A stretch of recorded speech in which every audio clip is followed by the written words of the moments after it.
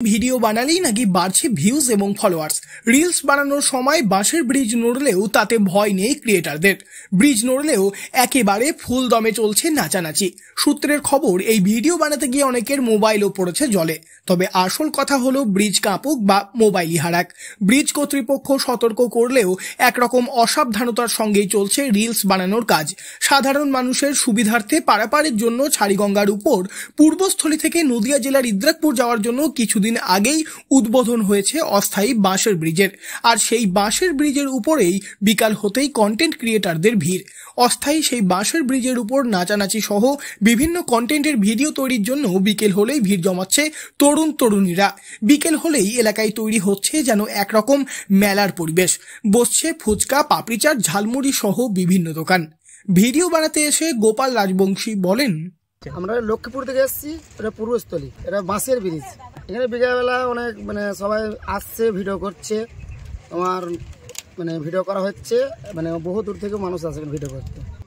এই জায়গাটায় এসেছি, মানুষ সবাই আসে, এখানে বলছে ভাইরাল হবে, আরও ভাইরাল বেশি ফলোয়ার বাড়বে, ওই জন্য আসা। আগেও একবার এসেছি, এখনও এসেছি, ভেঙে যায়নি। তবে একজনের আমারও ভিডিও করতে মোবাইল পড়ে গেছে। আচ্ছা, জলে পড়ে গেলে তার গেল।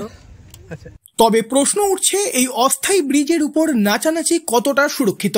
এই প্রশ্নের উত্তরে ঘাট কর্তৃপক্ষের তরফে প্রতাপ ঘোষ বলেন, এটি পারাপারের জন্য একটি ঘাট ছিল, কিন্তু বছরের খরার সময় জল না থাকার কারণে পারাপারের সমস্যা হতো, সেই কারণেই এই ব্রিজের ভাবনা।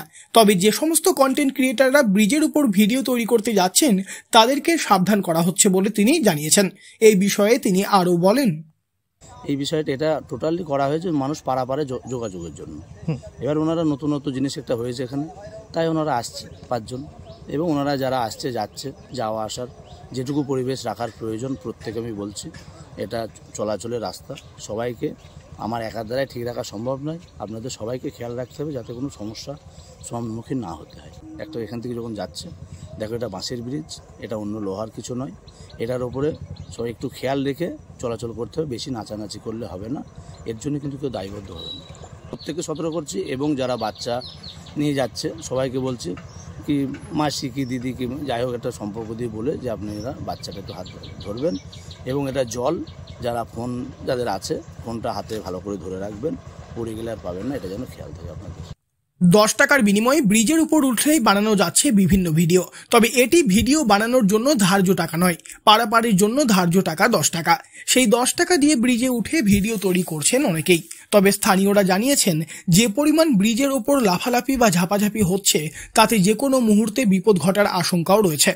পূর্বস্থলী, নবদ্বীপ, কৃষ্ণনগর, লক্ষ্মীপুর সহ দূর দূরান্ত থেকে ভিডিও বানানোর জন্য ভিড় করছে তরুণ তরুণীরা। কন্টেন্ট ক্রিয়েটারদের কাছে এই ব্রিজ পরিচিত পূর্বস্থলীর ভাইরাল বাঁশের ব্রিজ নামে। আর এই ভাইরাল ব্রিজে বিকেল হলেই হচ্ছে জমজমাট।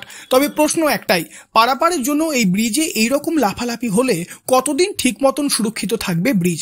তাছাড়া যদি কোনো দুর্ঘটনা ঘটে তাহলে সেই দায়ী বা কে নেবে? সব মিলিয়ে মানুষের সুবিধার্থে তৈরি হওয়া বাঁশের ব্রিজ এখন রিলস বানানোর আখড়া।